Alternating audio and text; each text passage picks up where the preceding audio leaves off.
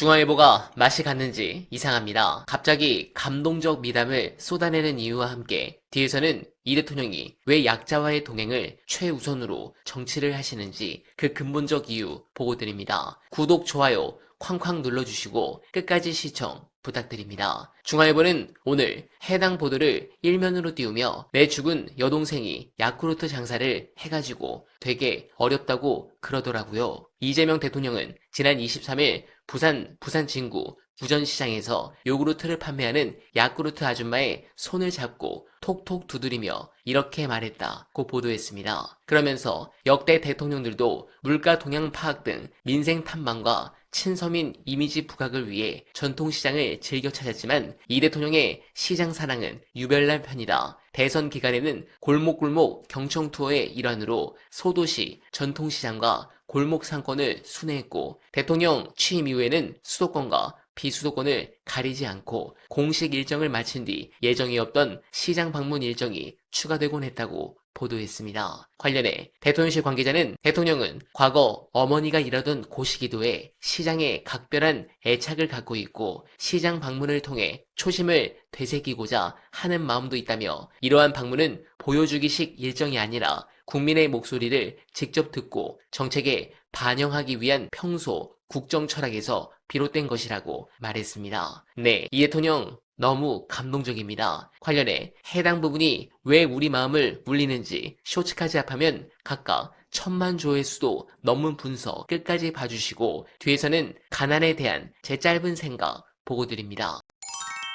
우리가 추구해야 될 최고 가치를 세우고 그 최고 가치를 다가서기 위해서 이루어야 될 과제들을 설정하라고 그다음에 이 과제들을 달성하기 위해서 사용할 수 있는 정책 수단을 선택하고 이렇게 가는 게 일반적으로 우리 이 진보 쪽의 정치 지도자가 가지고 있었던 사고 패턴이에요. 예. 근데 이재명 후보는 그거하고 아주 달라요. 그래서 오랫동안 민주당을 지지했던 분들 입장에서 보게 되면 좀 당혹스러운 거죠. 그러니까 일반 원칙 가치에서 출발해서 그러니까 총론에서 강론으로 내려가는 방식이 아니고 그냥 강론을 바로 들고 나와요. 근데 뭐 성남시장 시절에도 보면 그 돈 없어서 교복 때문에 고민하는 애들은 시에서 교복을 지급해야 돼 라든가 뭐 어린이집에는 로컬 푸드로 신선한 과일을 넣어줘야 돼 라든가 청년들한테는 돈을 좀 줘서 뭔가를 하게 해야 되라든가 이게 과제 중심이에요 전부 다. 그다음에 도지사 되고 나서는 계곡 불법 점거하고 이렇게 영업하는 사람들 저 문제 해결해야 돼 라든가 발행해갖고 경기를 살려야 돼 라든가 이렇게 네. 무엇 때문에 어떤 가치를 위해서 저 정책을 하고 있느냐를 설명하지 않고 네. 곧바로 현안이 되고 있는 과제들을 바로 들고 나와서 자기 나름의 해법을 밀고 나가요. 이게 과제 중심형 또는 귀납적 사고방식이거든요. 이게 예전의 민주당 계열의 정치 지도자들과 철학적으로 굉장히 다른 점, 굉장히 특이합니다. 근데 저는 이제 이재명 후보를 보면 좀 상상이 잘 안 돼요. 저런 사람이 있다는 게 어떨 때는. 제 입장에서는. 저는 한 번도 그 13살에 자기 이름으로 취직할 수 없는 그런 상황, 예. 법적으로 불가능하기 때문에 그때 가내 수공업 공장에 취직해서부터 한 10군데 회사를 5년 동안 다니면서 노동을 하는 그런 조건에서 검정고시를 하고 이렇게 하는 대학에 가고 사법시험을 통과하고 이런 거를 저는 상상을 잘 못해요. 그러니까 되게 보면 13살에 초등학교 졸업하고 바로 노동자가 되었고 18살에 제 나이에 만 18살에 대학을 갔거든요. 그리고 대학 졸업하던 해에 사법시험이 됐어요. 그러니까 대학교 4학년 때 첫 번째 지원해서 조금 점수 모자라서 떨어지고 그다음에 졸업한 그 해에 바로 됐단 말이죠. 네네.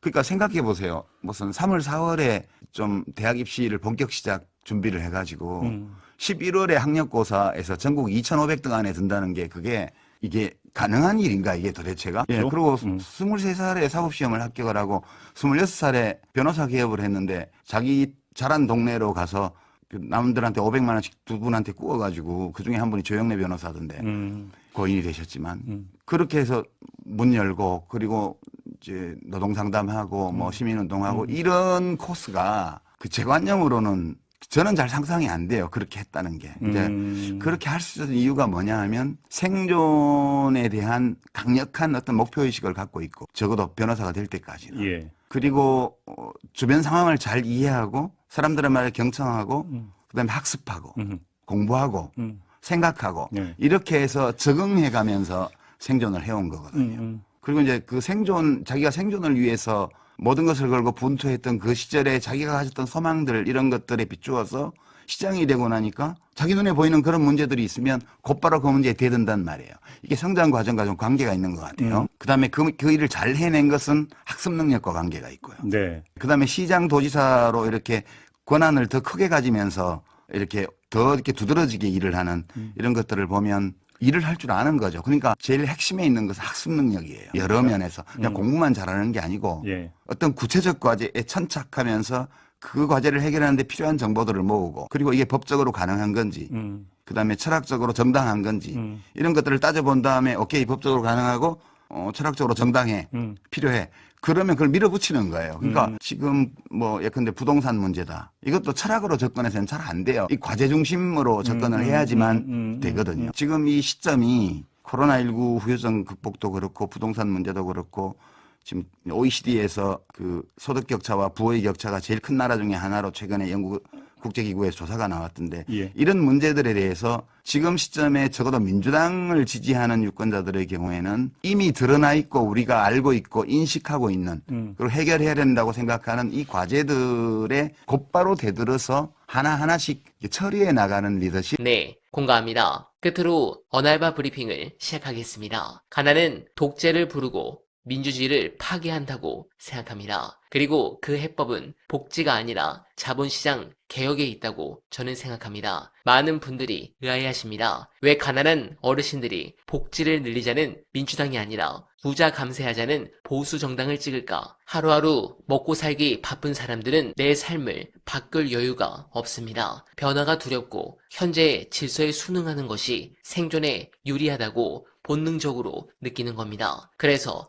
아이러니하게도 가장 가난한 계층이 가장 기득권 친화적인 투표를 하게 되는 비극이 벌어집니다. 그래서 이 대통령은 주식시장 활성화에 전력을 다하는 것이라 생각합니다. 자본주의 낙수가 그 세대를 보호하고 빈곤 노인에 지불하는 세금을 줄이기 위해선 선진국의 예처럼 주식시장과 배당 외엔 현실적인 대책이 없습니다. 기업이 열심히 번 돈을 배당으로 국민연금의 30%만이라도 채운다면 좀 더 멀리 보는 자본시장 정책이 필요한 이유입니다. 자본주의 국가에서 민주주의를 지키는 건 역설적이게도 자본입니다. 국민의 주머니가 든든해야 민주주의를 외칠 힘도 생기는 법입니다. 저는 지금 이 대통령의 국정 철학의 기본이 바로 이것이라 봅니다. 여러분들은 어떻게 생각하십니까? 공감하셨다면 소중한 언알바 후원 부탁드립니다. 댓글에 고정된 내용을 통해 많은 사랑 부탁드리며 언알바는 오늘도 최선을 다하겠습니다. 여러분 고맙습니다.